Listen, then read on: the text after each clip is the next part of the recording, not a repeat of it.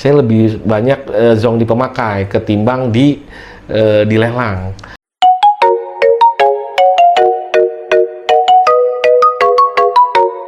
Baskom! Selalu ada fakta di balik komen. Halo Sobat SKBM, perkenalkan nama saya Surya. Terima kasih atas support dan dukungan kalian terhadap SKBM.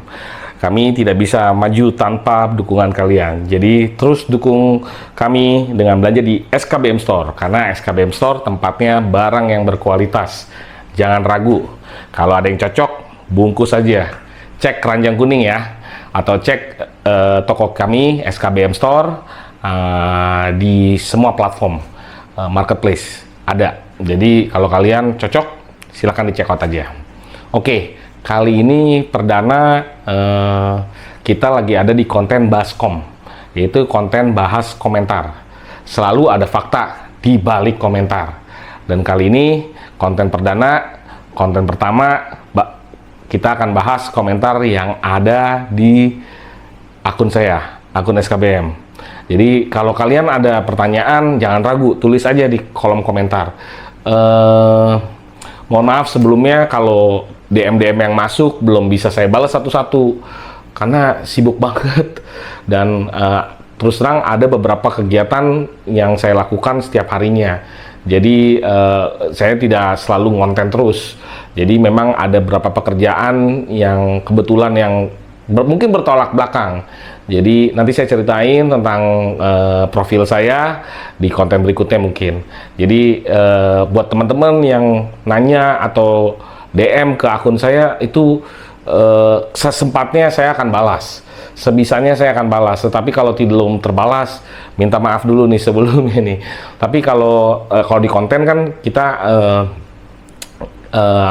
kalau kalian tulis di kolom komentar itu saya pasti akan pilih, dan dari komentar itu akan saya bikin konten. Tetapi makanya saya perlu bikin konten Baskom ini ya supaya mungkin ada komen-komen yang terlewatkan. Jadi kita akan bahas di Baskom ini. Jadi kalau kalian ada pertanyaan, tulis di kolom komentar aja. Pasti saya akan saya akan usahakan untuk dibaca, dan kalau memang penting, urgent, pasti akan saya bikin kontennya. Oke? Nah, lanjut. Jadi karena ini perdana, secara garis besar ada beberapa pertanyaan yang selalu muncul di setiap VT-VT saya. Mungkin ada beberapa yang sudah saya jawab di VT, tetapi mungkin buat yang baru gabung agak kelewat gitu. Dan daripada bingung dia ngecek VT sebelumnya, ya dia tulis aja di kolom komentar. Tetapi nggak apa-apa, saya akan coba sejelaskan sebisa saya. Jadi sabar-sabar, pasti saya akan balas. Oke. Pertanyaan-pertanyaan umum yang paling sering ada di komentar di di akun saya, yaitu berkaitan tentang lokasi lelang. Banyak banget nih yang nanyain, "Bang, lokasi lelangnya di mana? Lokasi lelangnya di mana?" Terus boleh ikut atau enggak, dan segala macam lah. Oke. Pertama, saya jawab dulu nih, yang paling sering ditanyakan orang adalah lokasi lelang. Jadi balai lelang tuh ada macam-macam ya guys.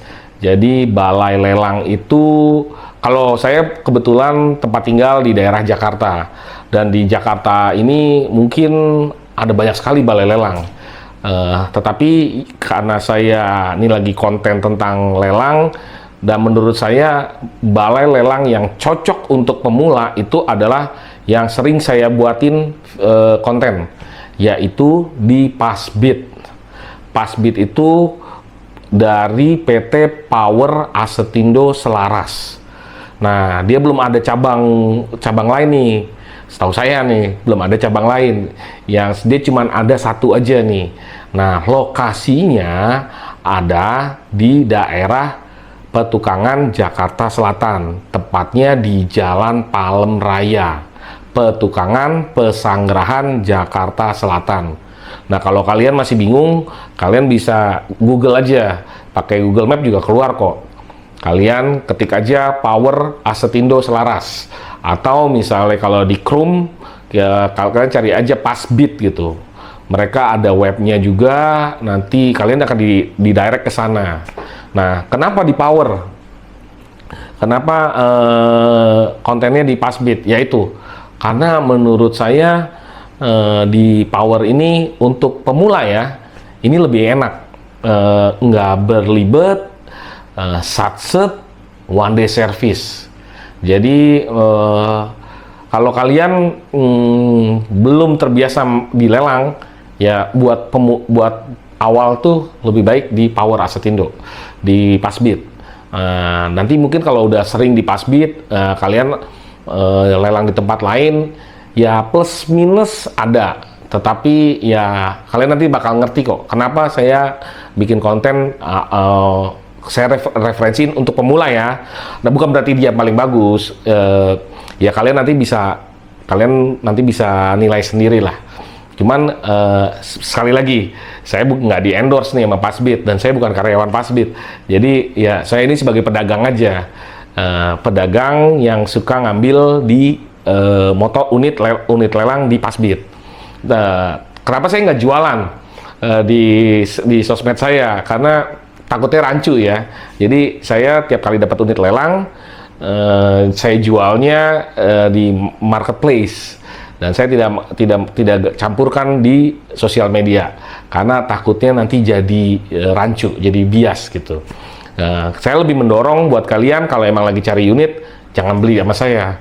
Ya kalau mau beli boleh, mungkin kalau nanti kalau kalian ketemu sama saya terus ngobrol cocok, ya boleh aja sih ngambil sama saya. Tapi pasti saya kan ngambil untung. Jadi kalau kalian mau yang murah, mau yang mau yang mungkin sesuai dengan kebutuhan kalian, ikut aja bareng sama saya, ikut lelang. Nanti jangan khawatir, saya pasti akan kasih tahu, saya akan kasih masukan. Jadi kalau ketemu saya, jangan ragu, tegur aja, sapa aja. Ya mungkin dari situ kita bisa silaturahmi, bisa saling mengenal.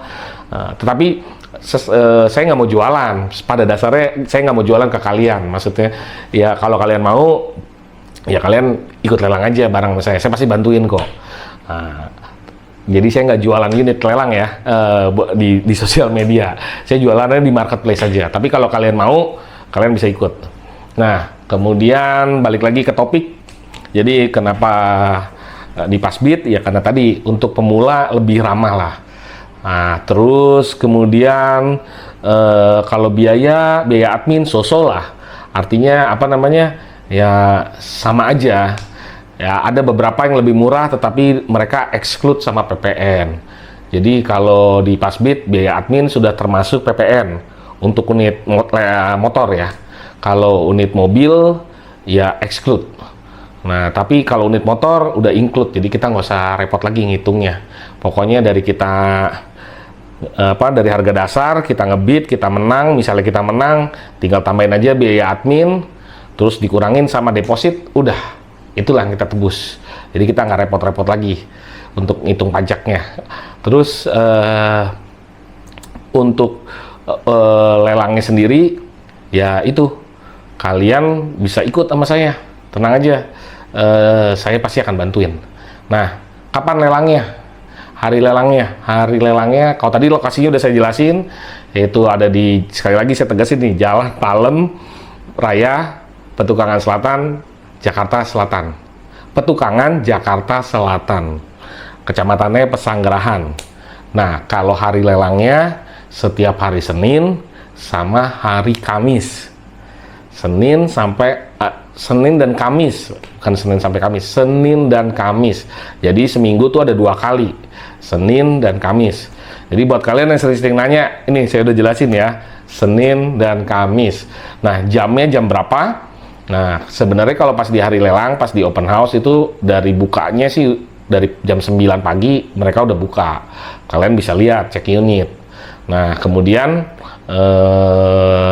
jam lelangnya itu nanti kalau unit mobil itu jam 1 siang. Dan kalau untuk unit motor jam 2. Unit mobilnya memang belum rame, belum banyak. Ya mungkin kisaran sekitar setiap kali lelang itu dari dari 6 sampai belasan lah, sampai 15. Memang dia nggak banyak untuk unit mobil. Tetapi kalau kalian main mobil ya boleh coba aja, cek aja. Nah, kalau main mobil. Tapi kalau unit motornya itu mereka biasanya ratusan sih. Biasanya ratusan dan perputarannya itu lumayan cepet.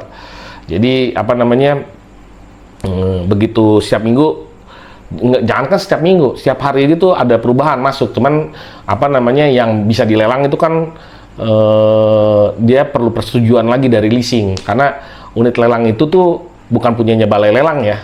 Nah, itu biasanya titipan dari leasing, atau balai lelang juga bisa tuh titipan dari pedagang atau dari pemakai.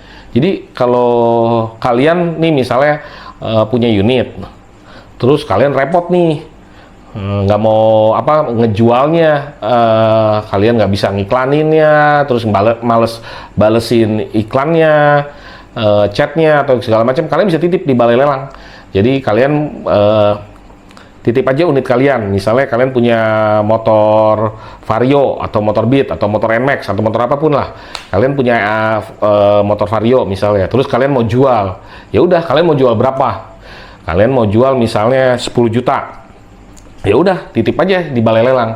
Nanti biasanya kalau dari lakunya itu kalian kena potongan, tapi nggak banyak kok.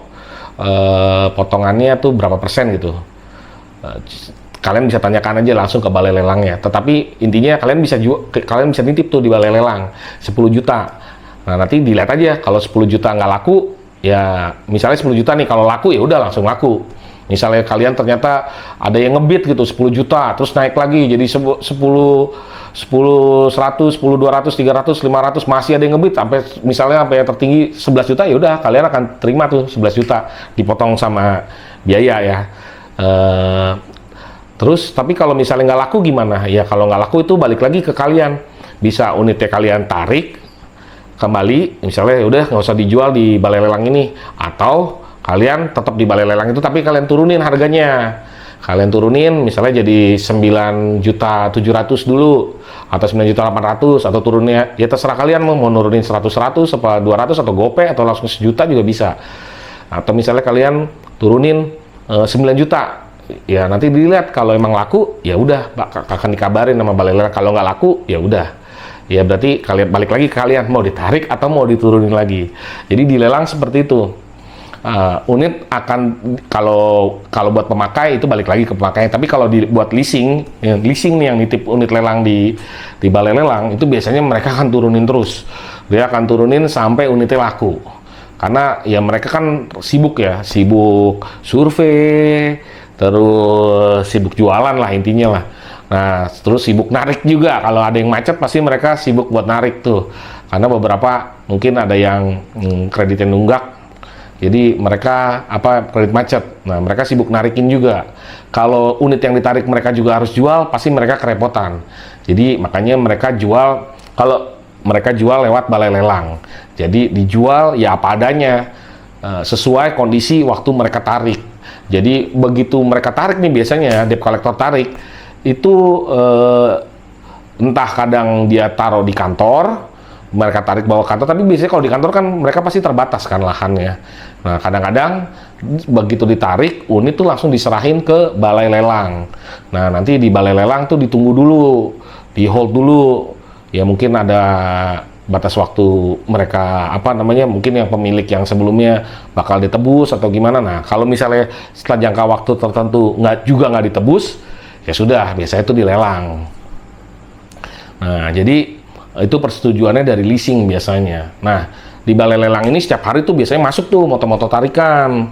Nah tapi nggak semuanya, ada juga yang beberapa langsung cepet gitu langsung dilelang. Ada beberapa yang mungkin sebelumnya sudah ditarik tapi di hold dulu di tempat lain. Nah begitu udah oke, baru dilelang, mereka baru taruh di balai lelang. Tetapi ada juga yang mungkin ada beberapa saya perhatiin nih ya butuh waktu, nah baru mereka bisa lelang. Nah makanya biasanya tuh numpuk tuh. Nah kalau yang udah siap lelang tuh biasanya tuh yang udah ditempel-tempelin tuh ada harganya. Harganya itu harga dasar, bukan harga jual, harga dasar. Yang dimaksud dengan harga dasar itu ya ini sistemnya kan sistem lelang. Jadi sistem lelang itu diadu. siapa yang berani lebih mahal. Nah, bukan, jadi yang harga yang ditempel itu bukan harga jualnya, itu harga dasar, kecuali pada saat lelang tidak ada nih yang ngebid. Nah, kalian bisa tebus itu kalau kalian ngebid dan nggak ada lagi yang ngebid. Nah, kalian baru deh tuh dapat harga dasar. Kalian bisa dapat harga dasar, tapi nggak semua, nggak selalu.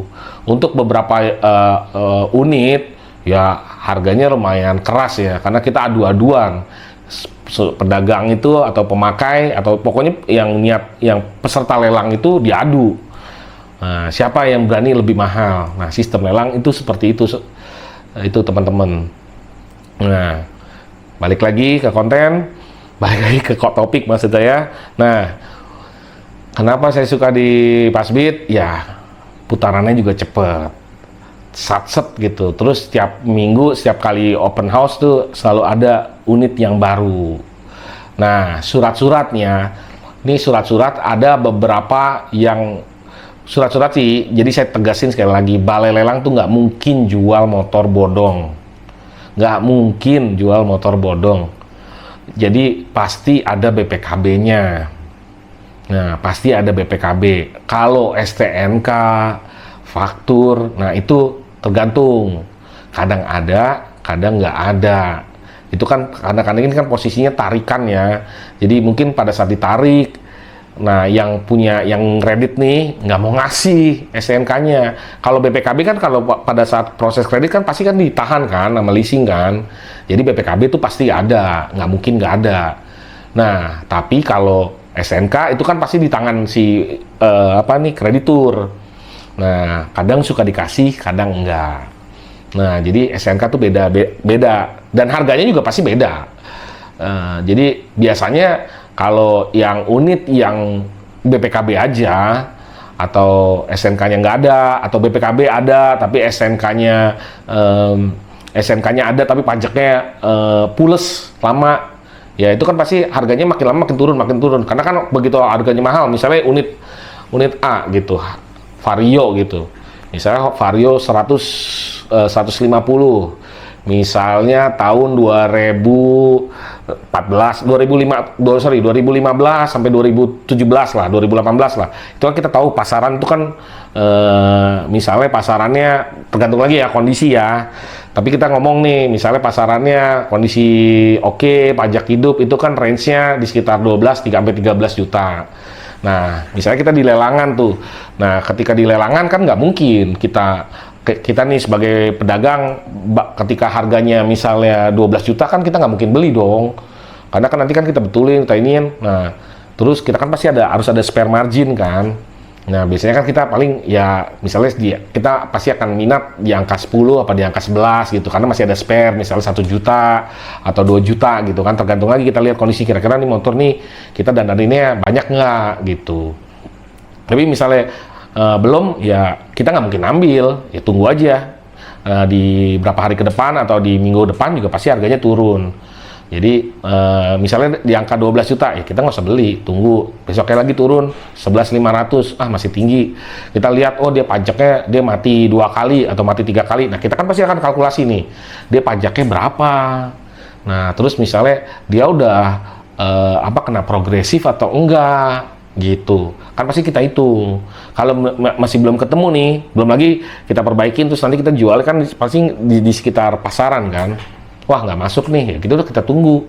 Nah kalau dihitung setelah ada hitungannya ketemu, misalnya, wah kita urus pajaknya, misalnya untuk pajak habis 1 juta, terus habis itu buat dandanin, ngerapiin, mungkin bannya ada yang udah botak.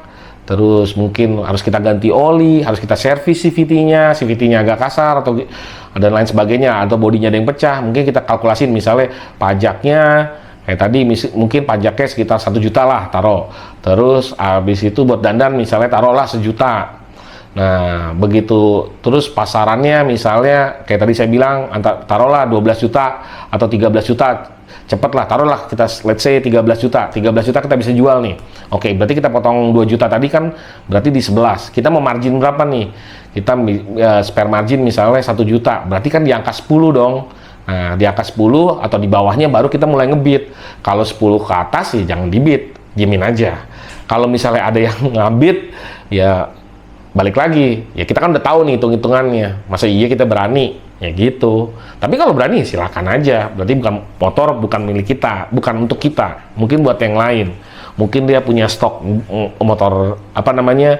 Mungkin dia punya stok ban sendiri yang murah, atau dia mungkin bisa kalkulasiin, mungkin kayak tadi kan kita hitung perbaikannya misalnya 1 juta, mungkin dia bisa betulin lebih murah, misalnya dia bisa cat atau dia bisa perbaikin tambel aja, nggak perlu diganti ibaratnya kayak gitu loh. Nah ya itu mah balik lagi ke dia, balik lagi ke masing-masing individu. Jadi kita cari yang sesuai yang kita bisa aja, yang kita mampu aja. Kalau di bawah itu ya jangan kita tawar. Tapi misalnya kalau menurut kita, wah nih kalau di angka 10 saya masih bisa dapat margin nih, ya udah kita tungguin aja gitu. Nah begitu harganya masuk baru kita ngebid, syukur-syukur kita menang, ya udah. Kalau enggak ya udah motor yang lain gitu. Nah sedikit lagi apa namanya tentang lelang. Jadi tadi lokasinya udah. Nah saya pikir di Passbid ini ya buat pemula masih oke. Jadi ya kalian bisa nilai sendiri. Buat kalian yang mungkin deket, lagi ada waktu, main aja. Nah kalau di motor kan tadi jam 2 ya kalian bisa datang mungkin sebelumnya. Atau misalnya, aduh saya nggak mau ikut lelang dulu, saya mau merhatiin aja. Ya udah datang aja pas jam 2-nya. Kalian bisa lihat kalau lagi proses lelang seperti apa. Nah, terus kalian misalnya ini kan bisa cek-cek unit, harga-harganya masuk apa enggak. Nah, kalau dibilang murah atau mahal, ya itu relatif. Balik lagi. Ya, ini sih kalau menurut saya pribadi, ada beberapa tuh saya lihat tuh di komen tuh kayak ada 2 kubu. Ada yang bilang ngapain beli di lelang tuh jatuhnya mahal ini segala macam. Terus ada yang bilang wah mesinnya pasti hancur, wah bodinya pasti inian, terus ini nanti kalau jalan nanti ditarik matel atau ditarik sama debt collector dan segala macam.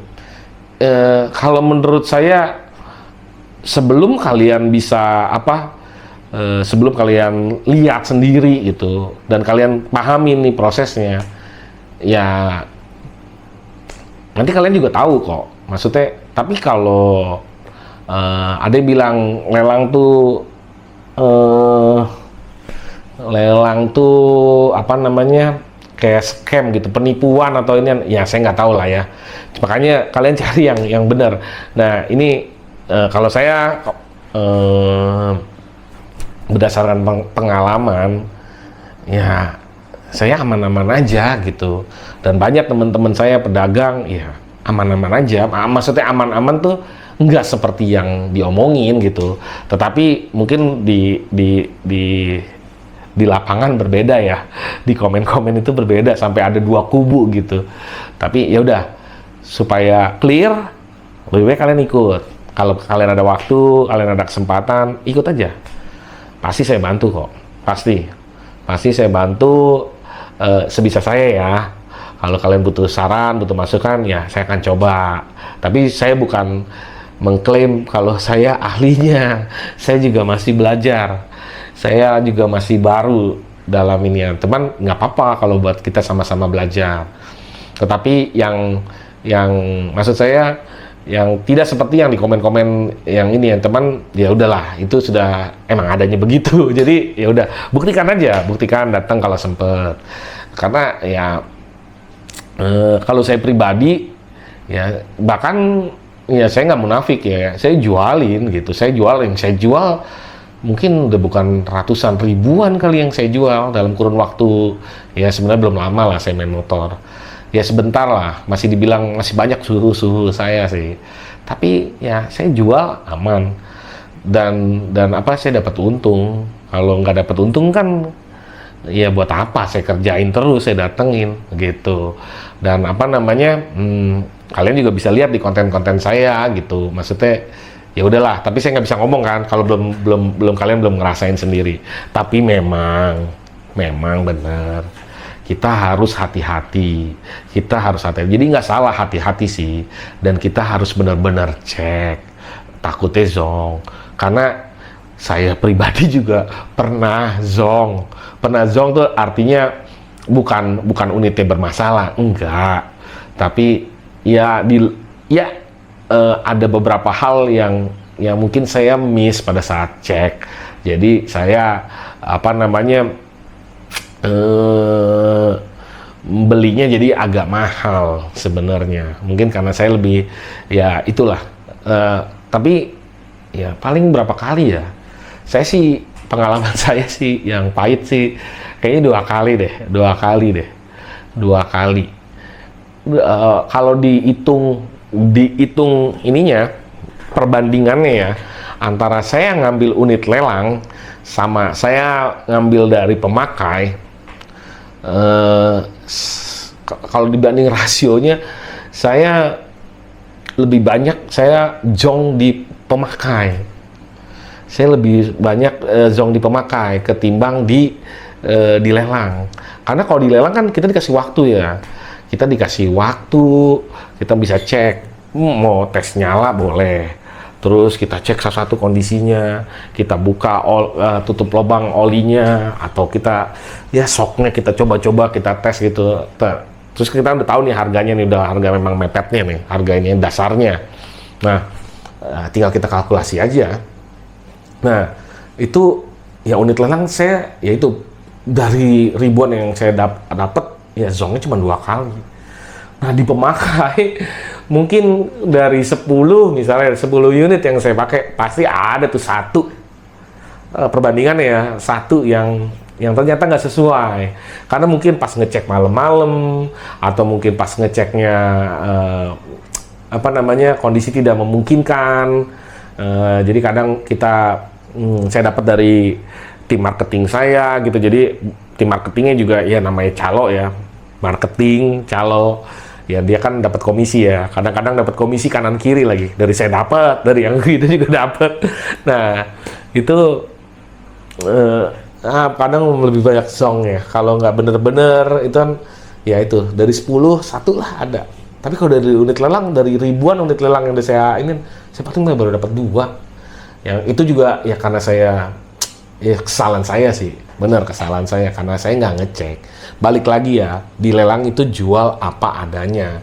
Jadi kalau saya beli, ya berarti salah di saya sendiri. Karena ya adanya emang begitu. Karena begitu, kalau saya kan begitu saya beli, langsung saya penebusan, langsung unit saya bawa. Jadi kalau dibilang, wah mungkin ditukar dioplos, ya enggak. Orang pas ada saat lelang itu kan saya datang, saya ikutin. Nah, terus habis itu ternyata setelah nyampe rumah, kita udah agak tenang, udah ngopi, udah makan, udah ngerokok. Pas dicek ada yang selisih. Saya nggak ngeliat soknya, atau misalnya soknya ada yang bocor. Misalnya ternyata kalau saya spill nih, yang pertama, yang paling gede itu saya pertama di NMAX, unit NMAX. Ternyata saya karena waktu itu buru-buru, terus udah mau liburan. Nah, suaranya halus, saya nggak ngecek itu, saya lihat sekilas aja, oh udah saya ambil deh. Waktu itu karena saya memang lagi kurang unit tuh, jadi ya udahlah saya ambil. Ternyata olinya habis. Jadi begitu nyampe di tempat saya, kan saya servis tuh, selalu saya servis tuh. Pas dimasukin, pas dibuka olinya, waduh, nggak ada. Begitu saya isi, ngebul. Aduh, ampun. Terus saya pikir bodinya waktu itu, saya pikir bodinya itu bagus gitu. Tapi kan begitu pas saya penasaran, saya buka-buka, waduh ternyata di bagian depannya tuh udah banyak yang kencengnya itu karena dikawatin gitu, kenceng dikawatin. Jadi, waduh, ini udah kena di bengkel nih. Akhirnya saya ganti deh tuh. Saya tetap, kalau saya pribadi saya jual unit-unit yang grass. Jadi ya mau nggak mau saya harus balikin lagi. Jadi itu saya yang pertama tuh. Saya akhirnya turun mesin, saya ganti lagi dengan yang standar, dan body-body yang tadinya klipnya patah-patah, akhirnya saya ganti aja. Nah, lumayan itu ruginya. Lumayan banyak. Ya saya jualnya sih tetap saya jual dengan kondisi saya jamin garansi, yaitu karena kesalahan saya, jadi ya udah pembeli untung aja karena udah kondisi motornya udah saya bagusin. Nah, terus yang kedua itu waktu itu saya ngambil unit Frigo. Nah, Frigo itu pas dites nyala halus gitu bunyinya inian. Oke, angkut. Harga masuk kan, saya angkut. Nah, begitu sampai rumah, balik lagi kan, saya servis, ganti oli, CVT dibersihin, segala macam aman. Nah, tapi waktu itu lagi apa gitu, saya penasaran, saya buka. Nah, ternyata dari itu saya lihat kabel-kabelnya kan, waktu pas saya servis itu, saya lihat kabelnya kok ada selotip-selotip gitu. Nah, ternyata pas saya buka, kabel bodinya itu banyak sekali sambung-sambungan warna-warni. Waduh, saya udah mulai khawatir itu, runut lagi kabelnya. Kan kabel kan ngarahnya ke ecu ya. Ecunya juga udah jumper-jumperan. Nah, sebenarnya pada saat titik itu saya bisa aja sih jual. Kalau ecu kan di dalam ya, jadi nggak kelihatan kan. Waktu itu kita tes nyala ya udah. Nah, kita kan nggak tahu kalau di dalamnya ecunya itu ternyata udah di jumper, mungkin dari pemakai sebelumnya gitu, mungkin ada kendala, terus dia perbaikin di bengkel, tapi nggak di bengkel resmi, ya udah deh tuh, pokoknya acak-acakan itu ecu, nyala sih nyala, ya, ini ya, cuman karena saya waktu itu, kalau saya jual, takutnya kan nanti orang akan klaim, bagaimanapun pasti suatu saat pembeli itu akan bongkar. Dan ketika pembeli itu bongkar, seakan-akan saya balik lagi ke sayanya, kok ini bisa kondisinya begini. Jadi, walaupun berat, pada saat itu saya kondisinya, saya beliin kabel bodi yang baru, satu set itu sekitar 1.500.000-an tuh harganya. Kalian bisa cek deh tuh kabel bodinya Yamaha Frigo. Terus itu saya belinya di online juga, saya cari yang paling murah, tapi yang asli ya, yang asli bukan yang bekas atau bukan ini. Jadi saya beli baru. Itu harganya di 1.500.000-an. Terus sama saya beli ecunya. Karena gini, waktu itu kalau saya nggak ganti kabel bodinya, saya cuma ganti ecunya aja, takutnya ecu yang baru ini akan kebakar kan.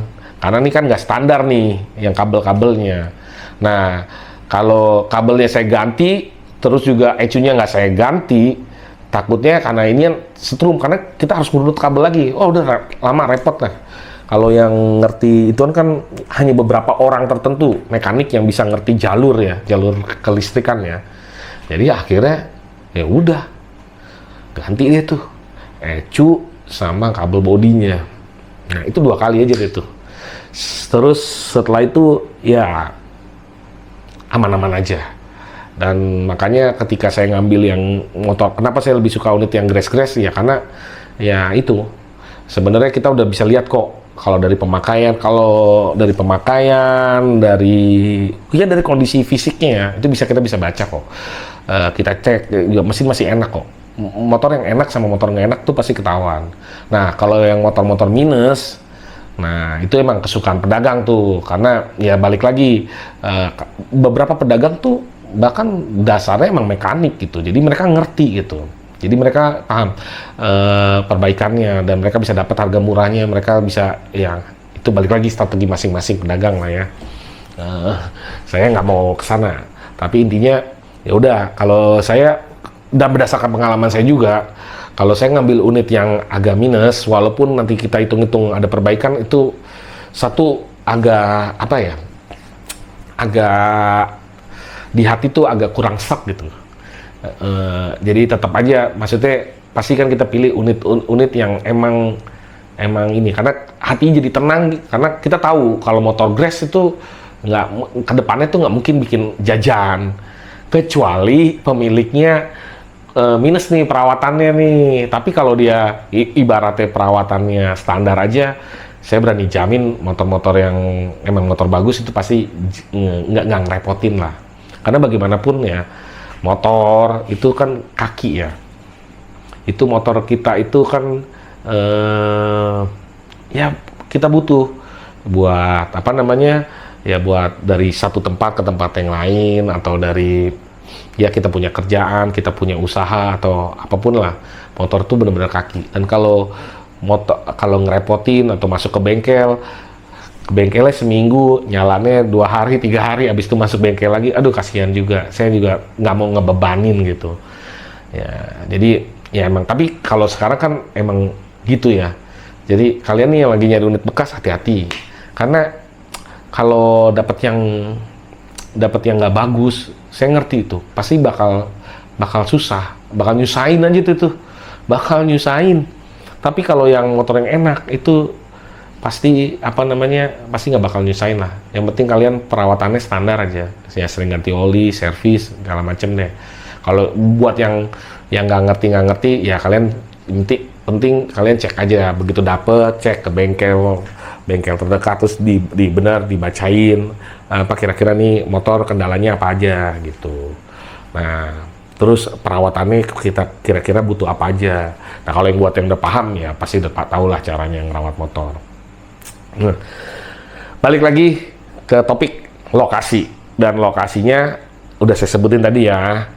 Nah, itu paling banyak pertanyaan tentang lokasi. Kenapa saya pilih? Ya karena itu. Buat pemula lebih baik dari situ. Kalau nanti kalian udah jago, udah inian, ya kalian bisa coba lagi di balai lelang lain. Saya ada juga beberapa balai lelang yang saya coba selain di situ. Cuman yang sering saya bikin konten kan di situ. Ya karena menurut saya di situ lebih oke lah. Kalau kalian pas lihat konten saya terus kalian tertarik, ya kalian bisa coba di situ. Jadi kalian bisa nilai lelang itu kayak gimana. Nah, terus habis itu apa namanya, setelah lokasi, harinya sudah, caranya gampang banget, caranya gampang, sebentar aja. Yang penting kalian kalau emang dateng, kalian emang lihat, kita daftar, udah daftar juga gampang banget kok, cuman download, habis itu kita isi data-data pribadi sedikit, data nama, rekening, KTP, ya kayak gitu aja sih. Habis itu udah bisa langsung ikut lelang. Bisa lihat lelang. Kalau kalian mau ikut, ya kalian harus deposit. Nah, ikut lelang harus deposit. Nah, deposit baru itu, maksudnya kalian bisa ngebid. Tapi kalau cuma ngeliatin doang, inian bisa nggak ngebid, tapi ya nggak usah deposit, nggak apa-apa. Nah, kalau kalian mau coba-coba nih, ada unit yang kalian naksir atau tertarik, ya udah kalian coba aja deposit. Toh nanti misalnya pas kalian ngebid, terus ternyata kalian kalah gitu, atau bid kalian dikalahin sama bidder yang lain, ya udah kalian tinggal refund aja, duit balik kok 100%.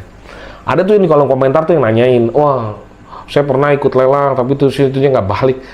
Nah itu saya nggak ngerti deh tuh, saya nggak ngerti lelang apa gitu. Nah atau mungkin dia ada balai lelang yang ada aturannya begitu ya, saya nggak tahu ya kalau di daerah atau itu. Cuman kan intinya gini prinsipnya, ya kita memang harus selalu hati-hati. Nah sebelum ikut lelang kan pasti kita tanyain dong, pas di sana nih prosedurnya gimana. Terus nanti kalau kita nggak menang, duit kita emang dipotong gitu. Kalau intinya gini, kalau ada yang nggak srek, ya udah nggak usah dilanjutin gitu. Kalau kira-kira merugikan jangan. Tapi kalau misalnya wah kira-kira nggak ada yang dirugikan kayak tadi nih, nilai deposit refund itu bakal di refund kok, di refundnya full, ya kenapa nggak coba. Tapi balik lagi ke kalian ya. Cuman intinya ya kalau saya sih aman-aman aja ya, dan saya ya itu saya tanyain kan prosedurnya seperti apa. Saya beberapa kali juga ikut di tempat-tempat yang lain. Emang dulu waktu pas baru-barunya agak kelimpungan ya, tapi kesini-sini sih udah biasa lah, udah biasa. Semua tuh karena terbiasa. Dan ya kalau saya jadiin tambahan aja ya, tempat saya nyari duit tambahan lah, cari duit ekstra. Dan ya mudah-mudahan dengan konten ini bisa mengedukasi supaya nggak ada yang tertipu. Tetapi emang kalau saya perhatiin ya, apalagi nih zaman sekarang nih di TikTok, terutama di TikTok deh kayaknya, di TikTok itu emang banyak penipu-penipu yang berseliweran. Ya konten saya aja tuh kadang-kadang suka diambil, terus mereka taruh lagi di itu, terus mereka iming-imingin gitu. Nah akhirnya ya mungkin mereka ada begitu kan pasti karena ada ketipu gitu. Sebenarnya sih kalau misalnya orang nggak ada yang ketipu, mereka pasti akhirnya mati sendiri kan, karena mereka usaha nipu tapi nggak ada yang makan umpannya, ya berarti mereka mati sendiri kan, males mereka kerjain karena nggak ada yang tertipu. Tetapi mereka bukannya makin hancur, tapi malah makin banyak kan, berarti banyak yang tertipu. Nah orang yang tertipu ini kan kasihan gitu, mungkin ya tergoda, tergiur dengan kata-kata murah dan akhir dengan kata-kata lelang itu tadi. Nah makanya saya bikin konten tuh buat edukasi supaya tidak ada yang tertipu. Dan ya tapi memang itu keadaannya saat ini di mana namanya, di Indonesia. Ya jangan di Indonesia lah, saya di Jakarta. Ya saya jualan, saya itu penipu itu emang banyak sekali. Penipu itu banyak sekali, dan saya juga berapa kali bukan berinteraksi, maksudnya begitu saya selidikin ada teman, ada inian lah yang berhubungan dengan penipu-penipu ini udah banyak ya, maksudnya kayak sindikat, terus mereka tuh anak-anak ya sebenarnya sih kebanyakan tuh dari daerah, malah yang penipu-penipu ini dari daerah, umurnya masih pada muda-muda gitu kadang-kadang. Ya saya nggak tahu lah, cuman kalau ada penipu yang nonton konten saya, bro tobat lah bro, kasihan bro, cari duit banyak kok yang halal, jangan cari duit yang kayak gitulah, kasihan, duitnya nggak seberapa lah, nggak bikin kalian kaya lah, tapi yang dirugikan itu ini ya. Dan buat yang dirugikan itu ya kita kan nggak tahu ya kehidupan dia ya, cuma kasihan, mungkin duit segitu kan pasti bermanfaat daripada kalian ditipu kalian gitu. Nah terus buat yang kalian lagi nyari unit, ya emang mesti hati-hati, jangan tergiur dengan kata-kata murah, dengan harga murah, apalagi kadang-kadang ya mereka pasang harga yang nggak masuk di akal, murahnya kebangetan. Nah, kalau murahnya kebangetan, ya kita ya mungkin aja kan dia mungkin butuh, dia mungkin itu, ya mungkin aja, tapi kalian harus cek lagi, pastiin kalau emang itu benar harganya, benar unitnya, benar suratnya gitu, kalian harus pastiin. Kalau memang benar ya itu berarti rezeki kalian. Tetapi yang saya mau tekanin, kadang sebagian besar 90% lebih kalau harganya murah itu pasti ada sesuatu, pasti ada udang di balik bakwan. Kayaknya udah 42 menit, segitu aja konten dari saya. Nanti kita akan bahas di konten, bahas komen selanjutnya. Mudah-mudahan kalian bisa ambil sesuatu dari konten ini. Saya mengucapkan terima kasih dan terus dukung SKBM. Kalau ada pertanyaan, jangan ragu-ragu tulis di kolom komentar, dan mudah-mudahan kita akan balas di Baskom. Ada fakta di balik komentar. Terima kasih. Ciao.